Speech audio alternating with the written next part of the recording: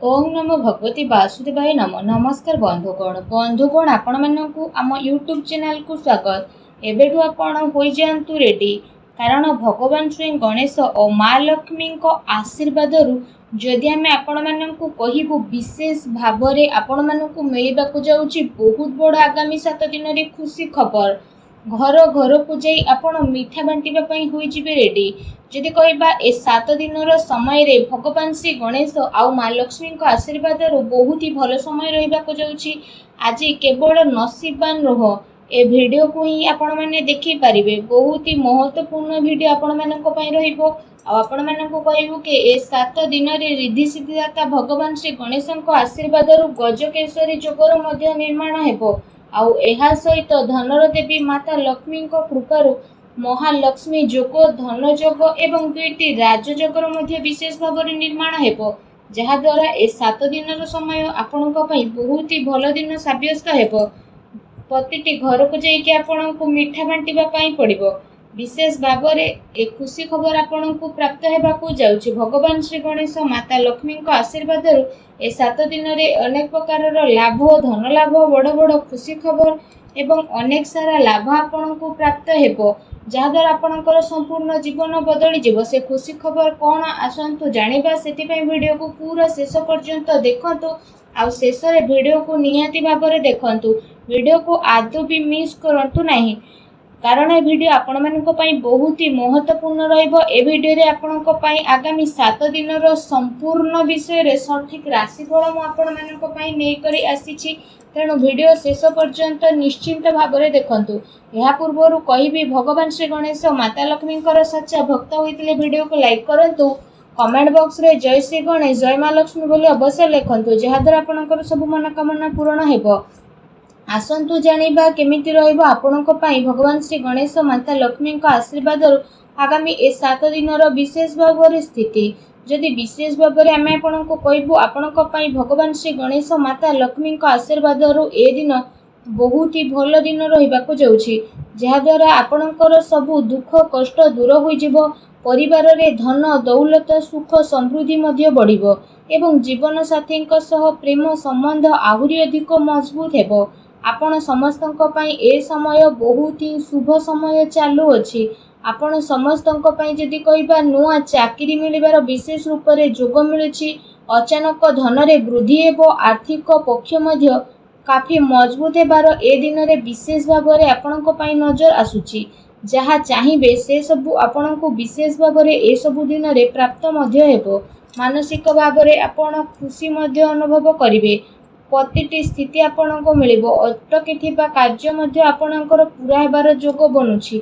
आपणक योग्यता एवं प्रतिभा करी लोकंक सामना को आसीबो। ता सहित आज आपणको विशेष रूप रे विजय प्राप्त हेबो। आपण आपणक दिन चर्या रे नेकी आगो को बढ़िबे, जहा द्वारा आपणकर व्यक्तित्व रे आश्चर्यजनक निखार मध्य देखिबाकू मिलिबो।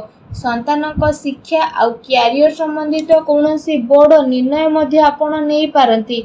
विद्यार्थी को पाठपढ़ा आउ क्यारियर संबंधित समस्यार समाधान होई जिवो, जहा द्वारा सबुथिरु आपणको खुशी मिलिबो। आपण आपणकर कौशल क्षमतार भरपूर व्यवहार करंतु। बड़ वृद्ध लोकंकर आशीर्वाद आउ कृपा मध्य आपणको ऊपर बनी रहिबो। स्वास्थ्य रे सुधार आसीबा कारणरु आपण निज भितरे गोटे नुआ ऊर्जा को मध्य अनुभव करिवे। आ पूरा आत्मविश्वासर सहित निजर कार्य प्रति ध्यान देबा आरंभ करिवे। कौनसी संपर्कियों को संबंधित कौनसी शुभ समाचार मिलबार मन प्रफुल्ल रहिबो। ता सहित जदि कहिबा आपण व्यवहार कौशल नजर आसीबे। आपण बुद्धिमत्ता और होशियारी रे सब कार्य को मध्य करि नेबे, जहा द्वारा आपण को काफी खुशी रे मध्य अनुभव होई जिवो। आसंतु जानिबा आपणक पई कोन नेगेटिव रहिबो। जदि कहिबा सामाजिक मान सम्मान प्राप्त हेबार संभावना मध्य रहिछि। सेथिपई कौनसी भी कार्य को स्थिरता और गंभीरता पूर्वक नियंतु, जहा द्वारा आपणक सफलता और सम्मान मध्य प्राप्त हेबो। एहा सहित अति संपर्कियों सह संबंध खराब हेबार स्थिति रहिछि। धन संचित करिवार प्रयास आपणकर विफल हेबो, तेणु सावधान रुहंतु। ता सहित आर्थिक मामला रे सावधान बनिबार अति आवश्यकता रहिछि। भाई द्वारा संपत्ति बंटवार संबंधित किछि स्थिति मध्य आपणकर आसी पारे। आपसिक संबंध को बिगाड़तु नहीं। युवा वर्ग निजर क्यारियर रे कौनसी प्रकार समझौता आपण करंतु नहीं। ता सहित आपणको आपणको क्रोध आउ आक्रोश उपरे काबू रखिबाको पड़िबो। केते थर तरतर आउ उत्साह रे बना जाइथिबा खेल मध्य आपणकर बिगिड़ी पारे, जोंथि पई परिवारर सुख शांति मध्य प्रभावित हेबो।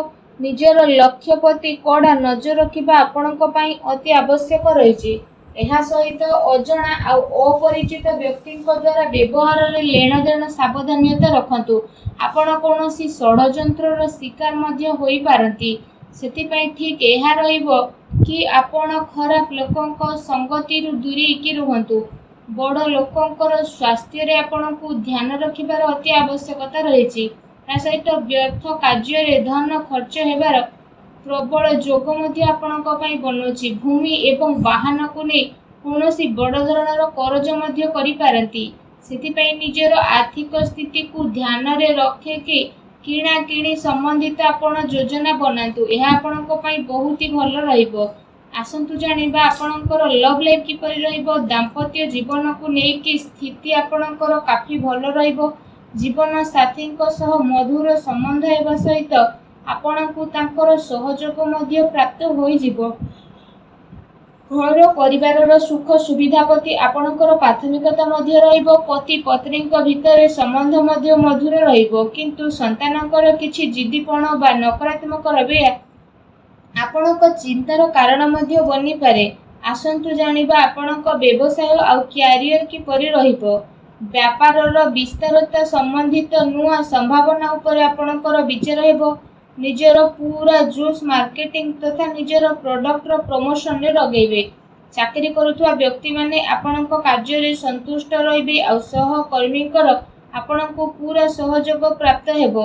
कार्य विस्तारर योजना मध्य आपणकर बदलिबो। ता सहित से योजना रे आपण पुणी थरे आगको बढ़िबे। एहा सह चाकरी रे हल्का फुल्का प्रॉब्लम मध्य आसी पारे, किंतु आपण निजर बुद्धिमत्ता आ व्यवसाय द्वारा सबु कार्य रे आगको विशेष भाव में शांतिपूर्ण रूप से बढ़ी मध्य जिबे। कौनसी बड़ अधिकारी बा राजनीतिक व्यक्तिଙ୍କ सहित आपणकर साक्षात द्वारा आपणक कार्य बहुत ही आसानी रे बनिबो, किंतु केते सारा मामला रे आपणकर स्वाभिमान आपणक उन्नति रे बाधा मध्य बनी पारे। सेतिपई निजर व्यवहार को सावधान रूपक रखंतु। यह ध्यान रखिबा आपणक पई अति आवश्यक रहिछि।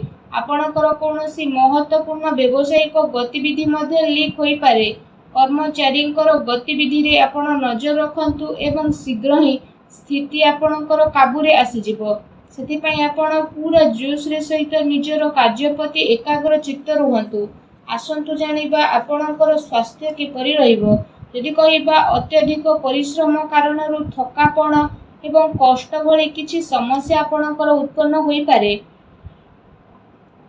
यह सहित अधिक तेलयुक्त खाद्य खाइबा ठारू दूरी रुहंतु, अन्यथा पेट संबंधित समस्या उत्पन्न होई पारे। सेथिपई सुपाच्य भोजन ग्रहण करंतु। यह सहित निज स्वास्थ्य को आउरी अधिक भल रखिबा पई आपण प्रत्येक दिन योग करंतु, व्यायाम करंतु एवं सुस्थ रुहंतु। आसंतु आपणक पई कोन विशेष उपाय रहिछि ए दिन रे विशेष भाव रे जानिबा। ए दिन रे आपण स्नान आदि विशेष भाव रे करि सारिबा परे गोटे मुठा अखंड चाउल नियंतु। विशेष भाव रे जे चाउल आपण नेइछंती तो से चाउल जेमिति भांगी नथिबो, से चाउल अखंडित चाउल को आपण नियंतु एवं से चाउल को नेकी आपण कोन करिवे ना, विशेष भाव रे स्नान करि सारिबा परे गोटे मुठा चाउल को तो नेबे। तापरे आपण से गोटे मुठा चाउल को माँ लक्ष्मी को स्मरण करिकी प्रवाहित जल रे भसेई दियंतु एवं एहा सहित निजर मनोकामना मध्य मांगंतु। एपरि करिबा द्वारा माँ लक्ष्मी बहुत शीघ्र प्रसन्न हेबे एवं आपणकर समस्त कष्ट को मध्य दूर करिवे। जहाँ भी आपणक जीवन में धन संबंधित प्रॉब्लम थिला सब प्रॉब्लम रो अंत हेबो एवं एपरि करिबा द्वारा आपणको शीघ्र ही विशेष भाव में लाभ प्राप्ति हेबो। माँ लक्ष्मी का आशीर्वाद आपणको प्राप्त हो। सच्चा दिल रे जय माँ लक्ष्मी अवश्य लिखंतु एवं वीडियो को लाइक करबा पई आपण माने आदौ भी भूलंतु नहीं। धन्यवाद।